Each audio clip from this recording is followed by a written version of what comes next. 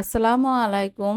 সবাইকে আমন্ত্রণ জানাচ্ছি মেয়োনিজ এর রেসিপি দেখার জন্য। চেষ্টা করেছি খুবই সহজ আর মজার করে তৈরি করতে। তো চলুন দেখে নিন এর পুরো প্রস্তুত প্রণালী। প্রথমে একটা ব্লেন্ডারের জারে নিয়ে নিচ্ছি ১ কাপ লিকুইড দুধ। দুধের মধ্যে ছোট, ছোট বরফ আছে, এরকম বরফ ঠান্ডা দুধই লাগবে মেয়োনিজ বানাতে। এখন এর মধ্যে দিয়ে দিচ্ছি ১.৫ টেবিল চামচ গুঁড়ো দুধ। দিচ্ছি ১ টেবিল চামচ চিনি, ১ টেবিল চামচ জেলি, তেলসহ আচার দিয়ে দিচ্ছি ১ টেবিল চামচ।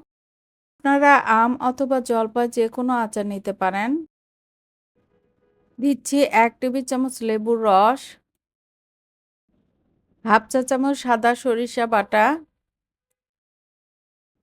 হাফ চা চামচ গোলমরিচ গুঁড়ো, 1/4 চা চামচ লবণ। এবার দিয়ে দিব তেল। আমি এখানে হাফ কাপ তেল নিয়েছি। তবে হাফ কাপ তেল আমি একবারে দিব না, অল্প অল্প করে দিব আর ব্লেন্ড করে নিব। প্রথমে সামান্য তেল দেওয়ার পরে ২০ সেকেন্ডের মতো ব্লেন্ড করে নিচ্ছি।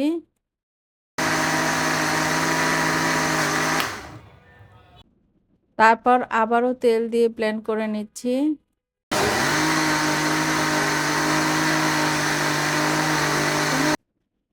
এবার লাস্টে সম্পূর্ণ তেল দিয়ে ব্লেন্ড করে নিচ্ছি। এই মেয়োনেজটা বানাতে আমি তেল ৩ বারে দিয়েছি। মেয়োনিজ প্রায় হয়ে এসেছে। দেখেন কত সুন্দর ঘন হয়ে গিয়েছে। এটা সুন্দর একটা কালার আনার জন্য এর মধ্যে সামান্য জর্দার রং দিয়ে দিলাম। এটা দিলাম শুধুমাত্র রংটা সুন্দর করার জন্য, আপনারা চাইলে বাদ দিতে পারেন।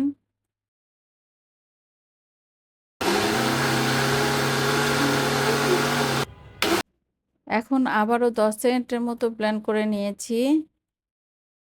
এটা এখন কিছুটা পাতলা মনে হলেও যত রেস্টে রাখবেন এটা ঘন হয়ে যাবে। আশা করি আমার আজকের মেয়োনেজ এর রেসিপিটি আপনাদের কাছে অনেক ভালো লেগেছে। ভালো লেগে থাকলে অবশ্যই একটা লাইক দিবেন। সবাই ভালো থাকবেন। আজ এই পর্যন্তই। আল্লাহ হাফেজ।